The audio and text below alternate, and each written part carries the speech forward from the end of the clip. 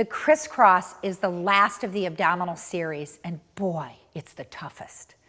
It has a goal not only of challenging the powerhouse, but improving rotation, improving stability, and developing our obliques. So let's take a look at the setup of this exercise. Now, we've come out of the lower lifts, the hands are behind the head, and again, to move into it, she twists toward camera, we're gonna twist, and the legs are really doing single leg stretch. So that's pretty simple. And then she changes to go to the other side, twist and twist. And let's take a look at this. So go ahead and rest down. The initiation comes out of the obliques. There's a strong pull to rotate the spine around. Again, the hands are hand over hand, and the head and hand pressed together to find the rib connection. Now, in all the ab 5, we've kept the inferior tip of the shoulder blade down. We get to bring it a little higher even if we want this time. We'll peel up a little higher because that's the challenge of this exercise. Now, I want to say this. On a positive note, this exercise recruits more abdominal fiber than any other exercise ever tested in the lab. That's pretty amazing, but it also gives you an idea of how tough it is. And so be precise and don't rush. You want to keep this at a tempo where the student can control. So again, key points on just the legs do. As one leg goes out, it hits the same point in space, and as she comes in, it's just like her hands were guiding her. That's what the legs do. The low back, bend your knees, stays on the mat, and we're all set there. Now let's take a look at the upper body because, boy, this is where the trouble comes in. So as she curls up, I'm going to just be here for a minute and to demonstrate that she doesn't let the elbow curl over. She's moving and pulling from the waist. The eyeballs gaze back at the elbow, and then she stays up to lift over and look back on the other side. Go ahead and rest down. So the looking back happens through the eyeballs, not by turning the head around. Everything stays open, and this is the challenge. We work to keep a square box here. It's a tough exercise, and the biggest thing that goes wrong with it is a loss of control in the box. Go ahead and kind of show what this looks like a little bit out of control. So she's rocking from hip to hip. The legs can be dropping. She's really not getting a whole lot of good work for those abdominal fibers in there versus coming up and being still.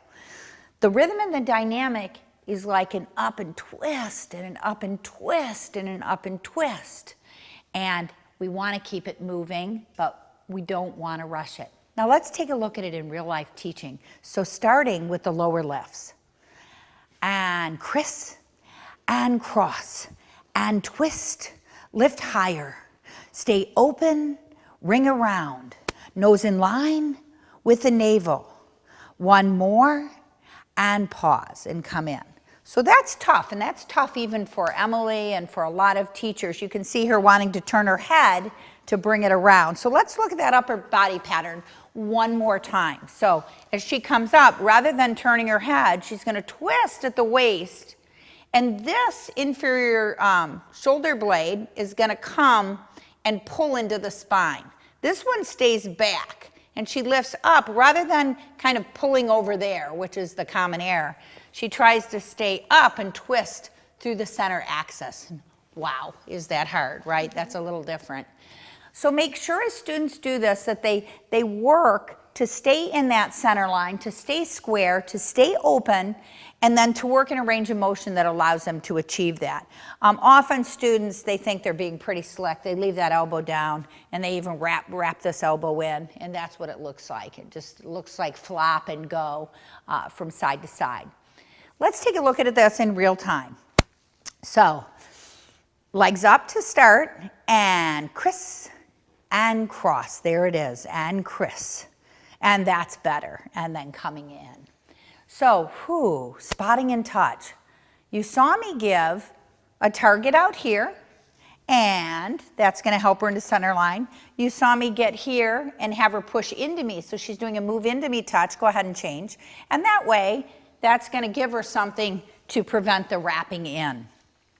Watch that the eyes stay curled and the back of the head is in line with the spine. So as she comes up and over, she doesn't want that head to be dropping back. And at no time are we looking at the ceiling. How do I know a student's ready for this? Well, this is the last ab exercise you're going to add in because it's the most challenging. So they're doing the other ab exercises in the rest of the series. And then we've got to look at building blocks. So let's look at some building blocks. And probably the best building block for you to start with is to leave the legs out of it and just teach the upper body pattern. So the rotation of the spine. And once they can do that, they can bend one knee in and work right up, don't cross center line, and then as they get a little stronger, those legs can go higher to the ceiling like they did in the single leg stretch. Bring that knee in more, there you go, and change, and there we are, we're with it. Whew, tough exercise. She's like, I hope we're almost finished with this. Now let's take a look at 1 rep into the transition. This is a tough transition. Remember, the role of the transitions is to keep the powerhouse on, so let's take a look at how this one does. So go ahead and you can twist toward the camera. Now, from her last repetition, she's going to press right up and reach forward into spine stretch forward. Whew, good work.